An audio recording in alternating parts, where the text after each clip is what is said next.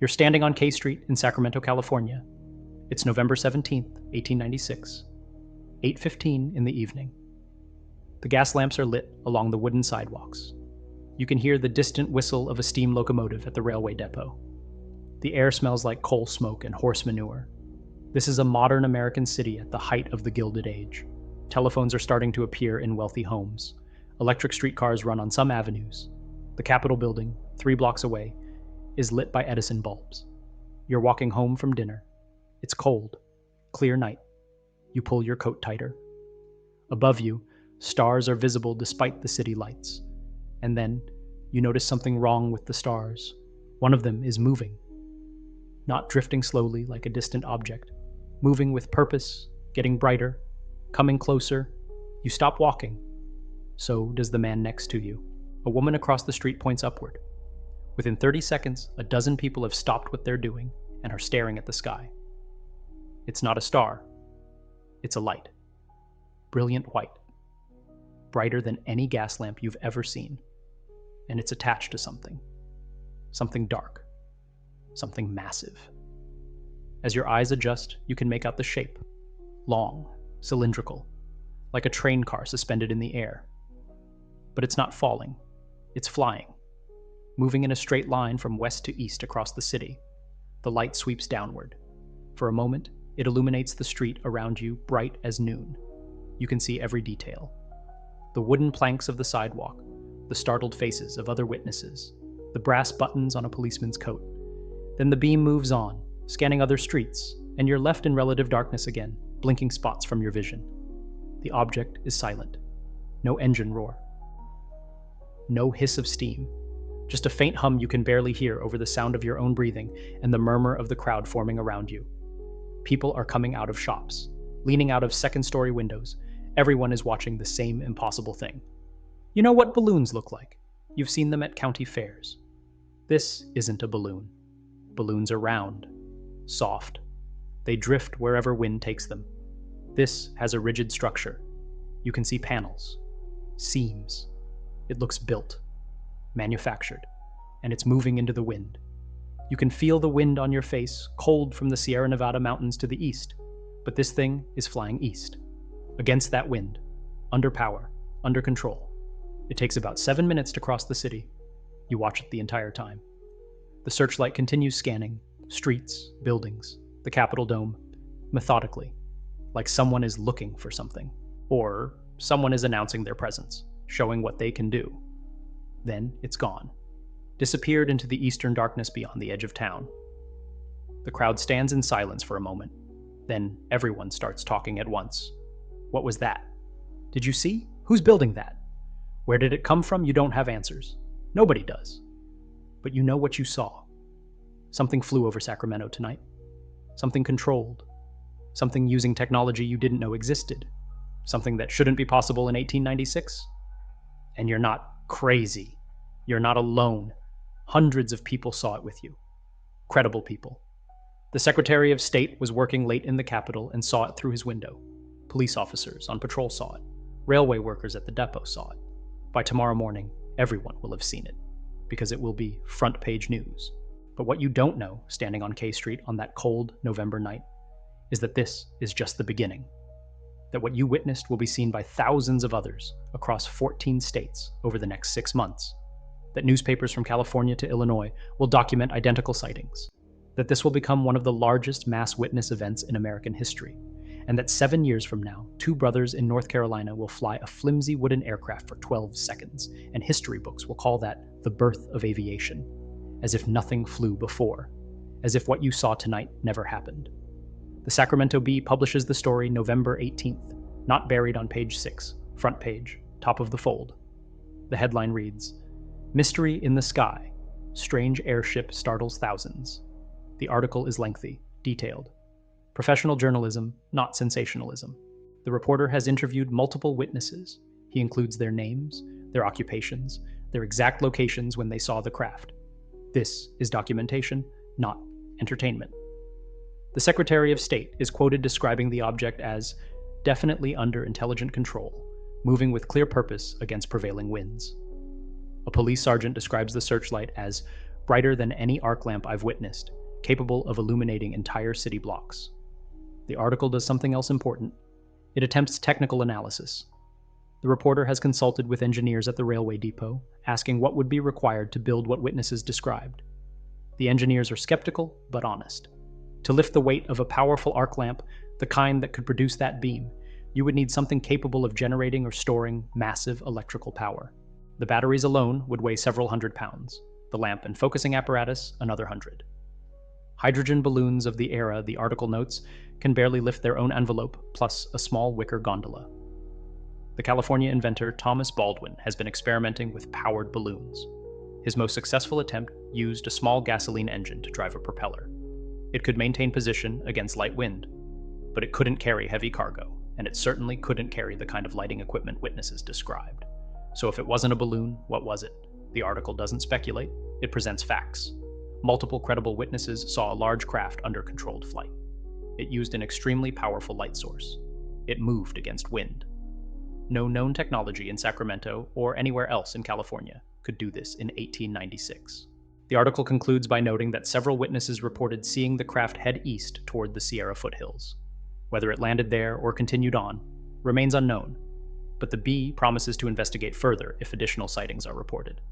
They don't have to wait long. 2 nights later, November 19th, Oakland reports the same thing. The Oakland Tribune publishes witness accounts describing an identical craft. Large, metallic, powerful light. Controlled flight. Moving south along the bay. Hundreds of witnesses again, similar descriptions, same impossible technology. Then, San Francisco on November 20th. The San Francisco Call publishes the most detailed description yet. A machinist working the night shift at the Presidio describes watching the craft hover. Actually hover, maintaining fixed position against wind, for nearly 5 minutes before moving on. He's a trained observer. His job involves precision. He estimates the craft at approximately 150 to 200 feet in length. He describes seeing what looked like windows along the side, illuminated from within.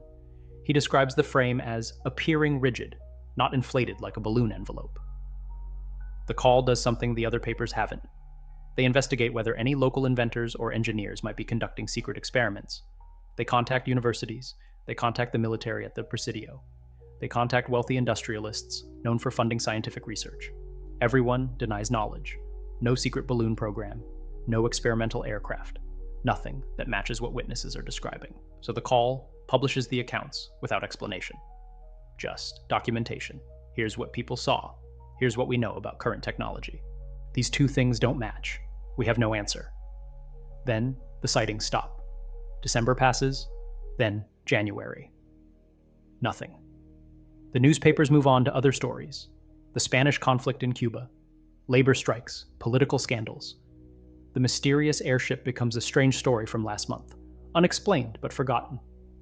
Until late January 1897, Omaha, Nebraska, 2,000 miles from California. The craft, or something exactly like it, appears again. The Omaha Bee, no relation to Sacramento's paper, publishes accounts from witnesses describing the same thing.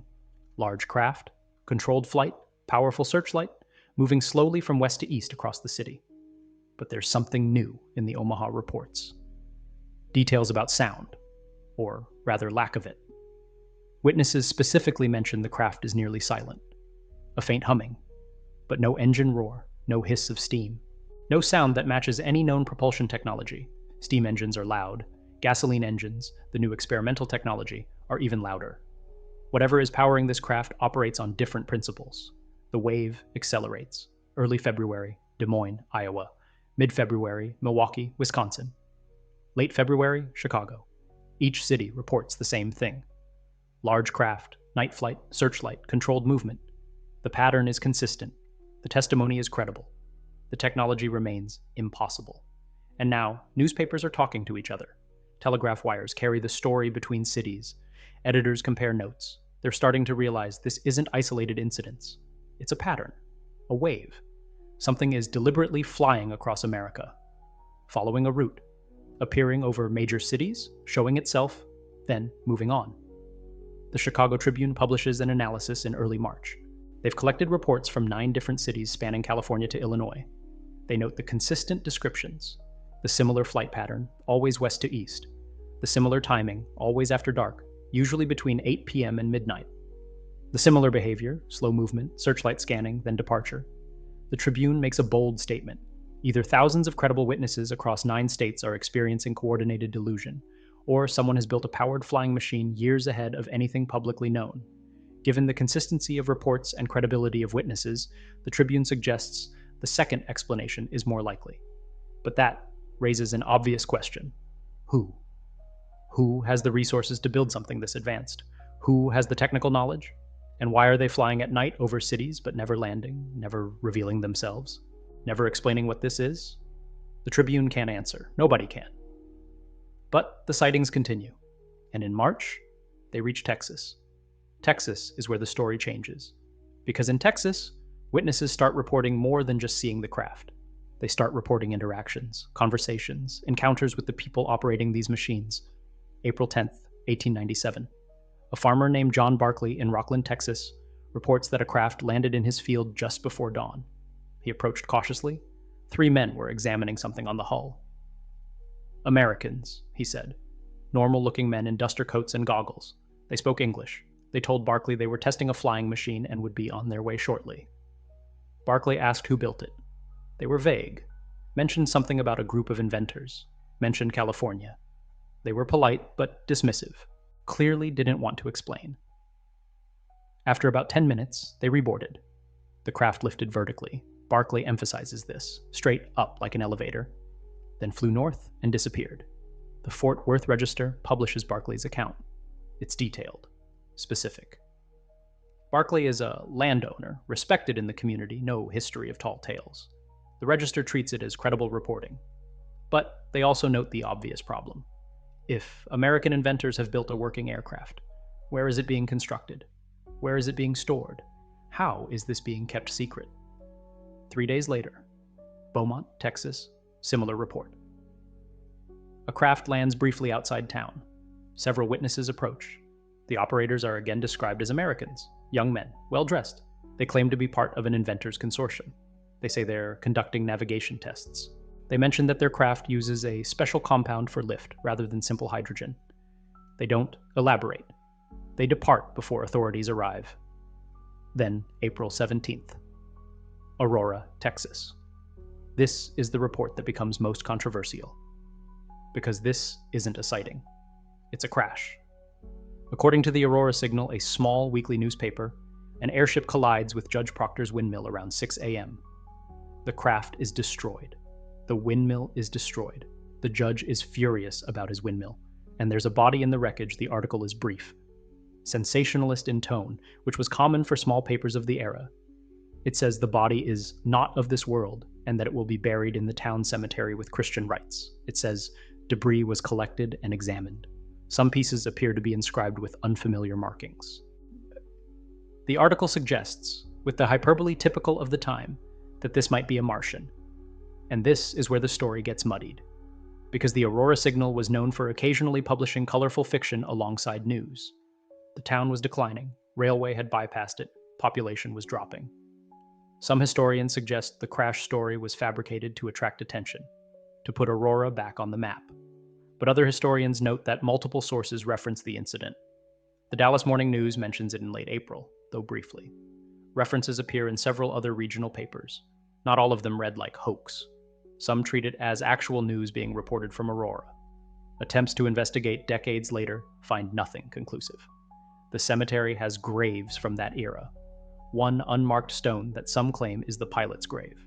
Ground-penetrating radar in the 1990s suggested unusual metallic debris might be buried there. But the Cemetery Association refused excavation. Historical preservation concerns. The windmill site was excavated in the 70s. Some metal fragments were found. Laboratory analysis was inconclusive. Could be windmill debris. Could be something else. Not enough material to determine origin. So Aurora remains ambiguous. Maybe hoax, maybe real. We can't verify either way. What we can verify is that the Aurora story didn't stop the wave. Sightings continued through May across Kansas, Missouri, and Arkansas. Then they simply stopped. By June, the wave was over. No final sighting, no explanation. Just silence. The newspapers moved on. America moved on. 6 months of documented mass sightings across 14 states involving thousands of credible witnesses became a historical footnote. The great airship mystery of 1896. Unsolved, unexplained, largely forgotten, until 1967, when a different kind of evidence surfaced. Not newspaper reports, not witness testimony. Something physical. Something that suggested the airship wave wasn't fantasy. It was documentation of real technology. Technology that had existed decades before the wave. Technology that was supposed to be secret. Technology that maybe, just maybe, had been deliberately suppressed. You're in Houston, Texas. 1967, a man named Fred Washington is cleaning out a house that's being demolished. Previous owner died. No relatives. Everything goes to estate sale or trash. Washington is throwing old furniture into a truck when he notices something in a back room. Stacks of books, handmade books, thick, bound in leather, heavy, until 1967, when a different kind of evidence surfaced. Not newspaper reports, not witness testimony. Something physical. Something that suggested the airship wave wasn't fantasy.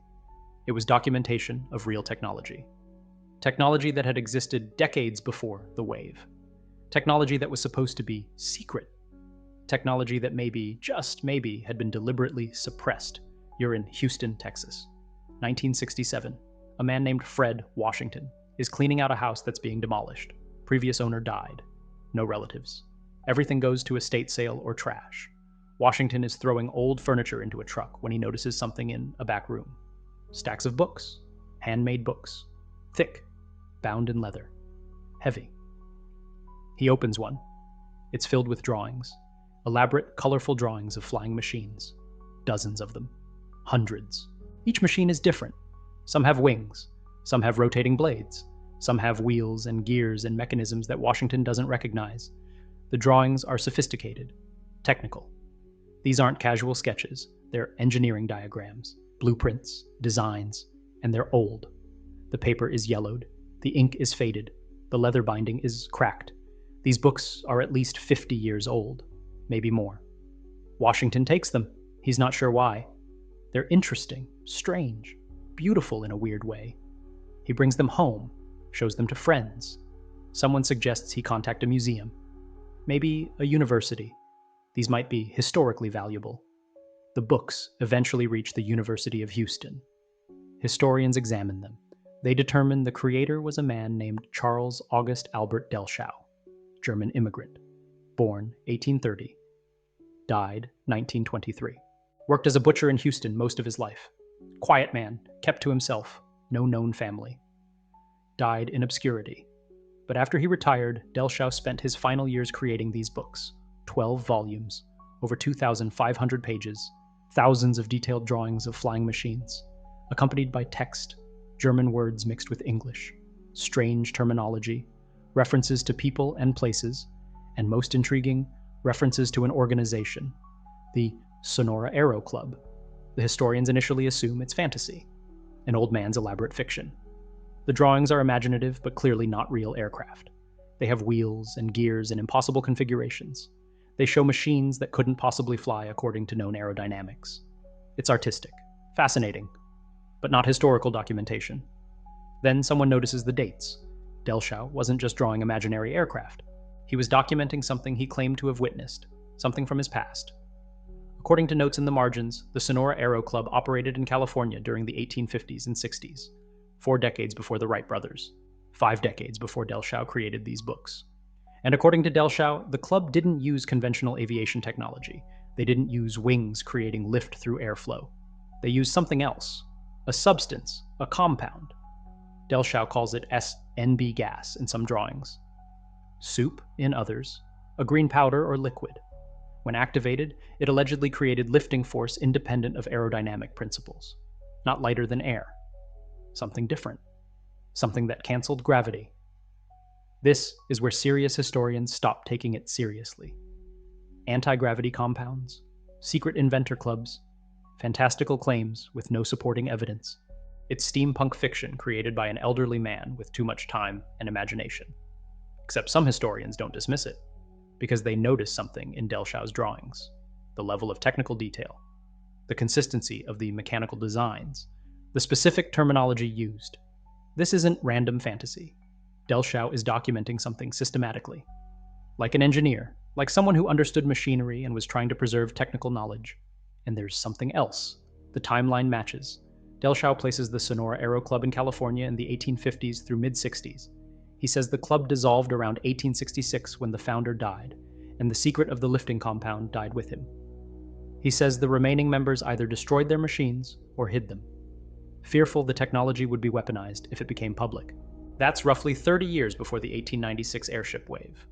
Long enough for memories to fade, long enough for technology to be forgotten, but not so long that machines couldn't still exist, hidden somewhere. Or that someone couldn't have rediscovered the compound formula, couldn't have rebuilt the technology. Could the 1896 wave have been a resurgence, surviving members of the Sonora Club making one last demonstration, or someone who found hidden machines and decided to test them publicly before the technology was lost forever?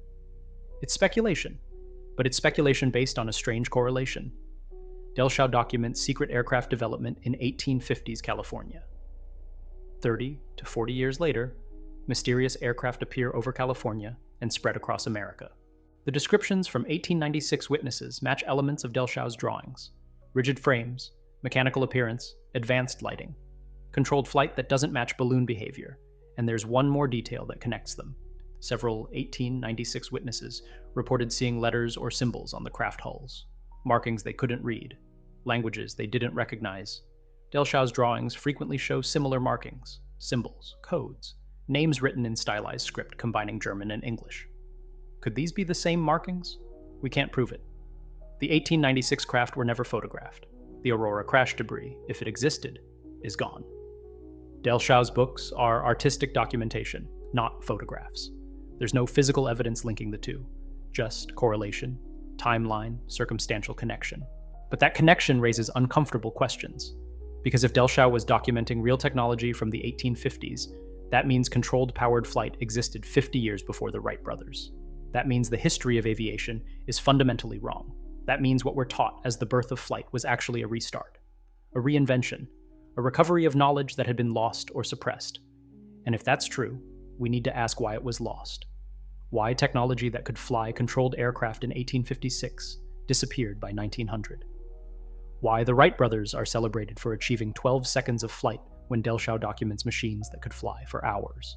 Why the path forward became gasoline engines and propellers when something more advanced allegedly existed. The answer might lie in what happened between 1850 and 1900. What changed in America? What industrial forces gained control? What technologies were allowed to develop and what were suppressed? 1850 through 1860. The Sonora Aero Club allegedly operates in California. According to Delshaw, this is the peak of their activity. Multiple aircraft, successful flights, technical refinement, but it's secret. The club keeps its technology hidden. Members use code names. They meet privately. They test their craft at night or in remote areas. Why secret? Delshaw's notes suggest fear. Fear that military applications would be inevitable if the technology became known. Fear that governments would seize the compound formula. Fear that what they discovered could be weaponized, so they kept it private. A gentleman's club. A technical society working for the joy of invention rather than profit or war. Then, around 1866, the founder dies. The man Delshaw identifies as Peter Menace, though that may be a code name. Menace allegedly created or discovered the compound that made their aircraft possible. He kept the formula secret even from other club members. Only he knew how to manufacture it. When he died, the formula died with him. The club had some remaining compound, enough for a few more flights. But without the ability to make more, their technology was limited. Finite. According to Delshaw, this caused a split. Some members wanted to dedicate resources to rediscovering the formula. Others wanted to destroy everything rather than risk partial knowledge falling into wrong hands. By 1870, the club had dissolved. Delshaw left California, moved to Texas, worked as a butcher, and apparently never spoke about his involvement to anyone. The technology disappeared, hidden or destroyed, lost. But 1850 through 1870 is also when something else happened in America. The rise of industrial monopolies. Standard Oil founded 1870. By 1880, John D. Rockefeller controlled 90% of oil refining. By 1890, petroleum was becoming the dominant energy source for industrial expansion. And petroleum required specific technologies: steam engines, internal combustion engines, technologies that burned petroleum products, technologies that required continuous fuel supply, technologies that could be controlled through controlling fuel distribution. An anti-gravity compound that could be synthesized and used to power aircraft would be catastrophic to that business model. It would mean transportation without petroleum, flight without gasoline, power without oil refineries and pipelines and distribution networks. It would mean decentralized technology, personal flight, independence from industrial fuel suppliers. From an economic control standpoint, anti-gravity technology would be a threat, a massive threat. The kind of threat that might be worth suppressing, might be worth ensuring it never developed publicly. I'm not claiming there was an active conspiracy in 1870 to suppress Sonora Aero Club technology. We have no evidence of that. But I am noting that the timeline is interesting. Advanced flight technology allegedly exists in 1856. Standard Oil consolidates petroleum monopoly, 1870 through 1890. By 1900, when aviation begins developing publicly, it develops exclusively around petroleum-fueled engines, gasoline, petroleum, oil company products. And here's what's strange. Early aviation pioneers experimented with multiple propulsion concepts, electric motors, steam engines, even clockwork mechanisms. But by 1910, the industry had standardized on internal combustion gasoline engines, not because they were obviously superior. Contemporary engineers noted electric motors were more reliable. Steam engines produced more power. But gasoline engines won. They became the standard. Why? Economics, infrastructure. Gasoline was becoming widely available for automobiles. Fuel distribution networks existed. Oil companies had vested interest in gasoline-powered flight. They funded research. They provided fuel cheaply to aviation pioneers. They made gasoline the path of least resistance. Technologies that didn't use petroleum were discouraged. Not banned, not forbidden, just not funded, not supported. They died from lack of resources rather than active suppression, which is more effective than conspiracy. You don't need to actively destroy competing technology. You just need to make sure only your preferred technology gets funding and infrastructure support. Could this explain why the Sonora Aero Club technology disappeared? Maybe not active suppression. Maybe just lack of support? If you have experimental aircraft that use a specialized compound versus experimental aircraft that use widely available gasoline, which one gets developed? Which one gets funding? Which one becomes aviation? The compound technology had another vulnerability. It relied on a formula one man knew. When he died, it was gone. Gasoline technology relied on industrial chemistry. Thousands of people knew how to refine petroleum. The knowledge couldn't be lost when one person died. From a reliability standpoint, gasoline won. Not because it was better technology, because it was more robust knowledge. It couldn't be forgotten, but that assumes the compound technology actually existed, and we only have Delshau's word for that. Drawings created by an elderly man 50 years after the alleged events. Not photographs, not physical machines, not chemical analysis of the compound, just artwork and written claims. Which brings us back to 1896, because the airship wave is what makes Delshau's claims interesting. Without the wave, Delshaw is just an elderly man with elaborate fantasy. With the wave, Delshaw is potential documentation of real technology that re-emerged briefly before vanishing again. Think about the timeline. Sonora Club dissolves 1866 through 1870. Last remaining compound presumably used up or destroyed. Technology goes dormant. 30 years pass. Then, 1896, aircraft matching descriptions from Delshau's drawings appear over American cities. Fly for 6 months. Then, disappear again. What happened in 1896? Did someone find hidden machines and figure out how to reactivate them? Did someone rediscover the compound formula? Did surviving club members make one last flight before the technology was permanently lost? Or was it completely unrelated? Experimental aircraft by different inventors using conventional technology that witnesses misunderstood or exaggerated. We can't answer definitively. But we can look at what the technology would have required, and whether it matches what witnesses described. The searchlight is the most telling detail. Multiple witnesses emphasize the light. Bright enough to illuminate city streets. Bright enough to make people shield their eyes. Bright enough to see from miles away. That requires serious power. Arc lamps of the era consumed enormous amounts of electricity. Batteries large enough to power an arc lamp for hours would weigh hundreds of pounds.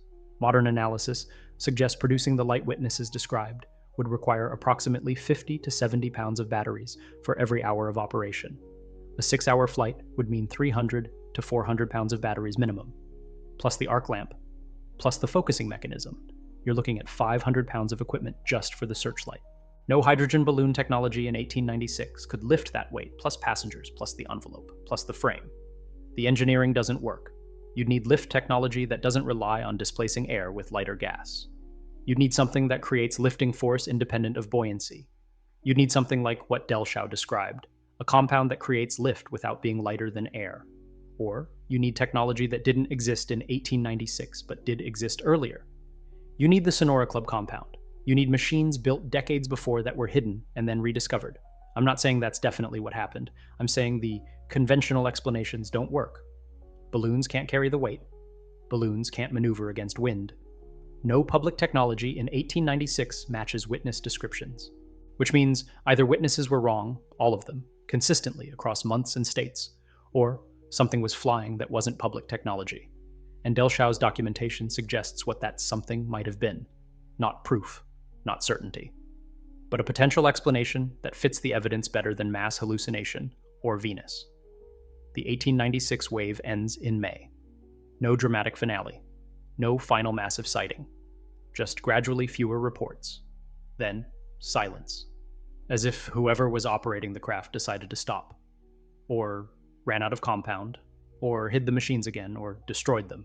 By July, newspapers have moved on. By December, it's barely remembered. By 1900, when aviation pioneers start seriously attempting flight, the airship wave is a weird footnote, an unexplained historical curiosity. Not taken seriously by engineers, not investigated by military.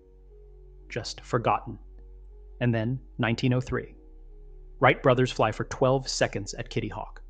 Cover 120 feet, using a gasoline engine, using conventional propeller thrust, using wing lift created by airflow, standard physics.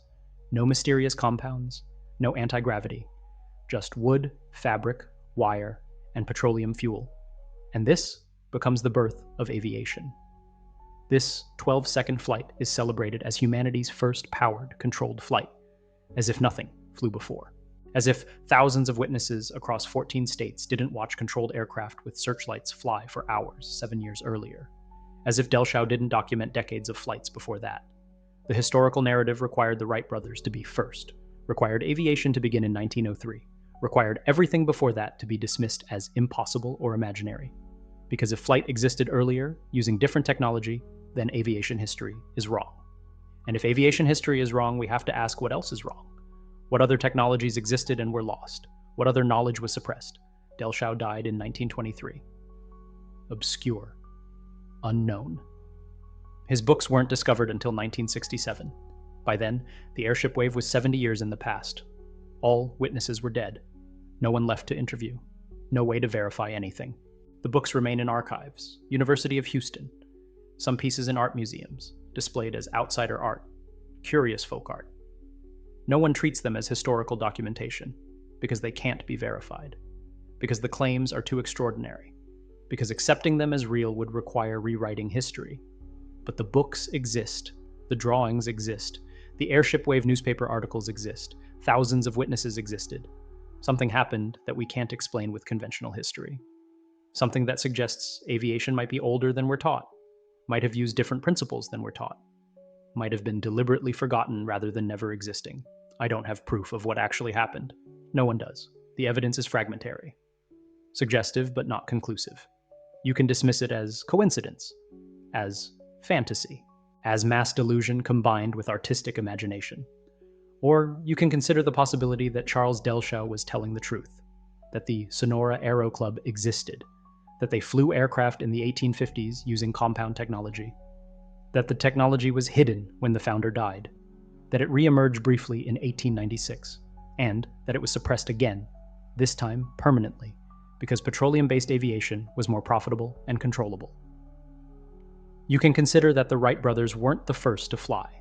They were the first allowed to fly publicly, the first whose technology fit the business model of the emerging petroleum economy, the first whose achievement could be celebrated without threatening industrial monopolies.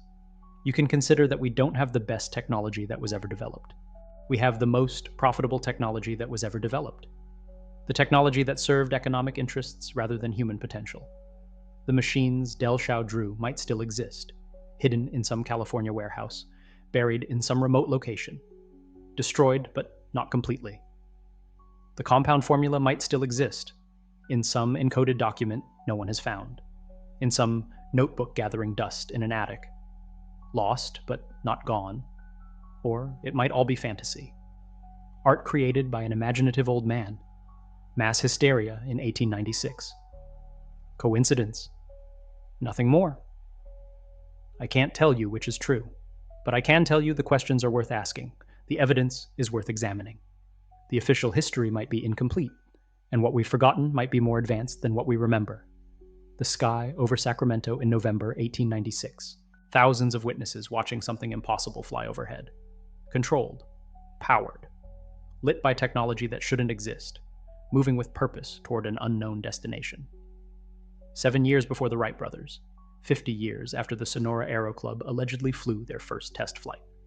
The timeline connects. The technology matches. The evidence suggests something happened that we've been taught didn't. And maybe, somewhere, the truth is still waiting. In archives we haven't searched. In warehouses we haven't explored.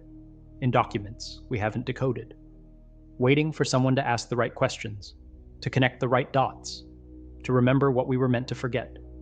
The phantom airship wave of 1896, not a mystery. Evidence. Evidence that the history of flight is wrong. Evidence that technology existed before we're taught it existed. Evidence that what we lost might be more valuable than what we found. The machines flew. Thousands saw them. The newspapers documented it. Delshaw drew them. The evidence exists. What we do with that evidence is up to us.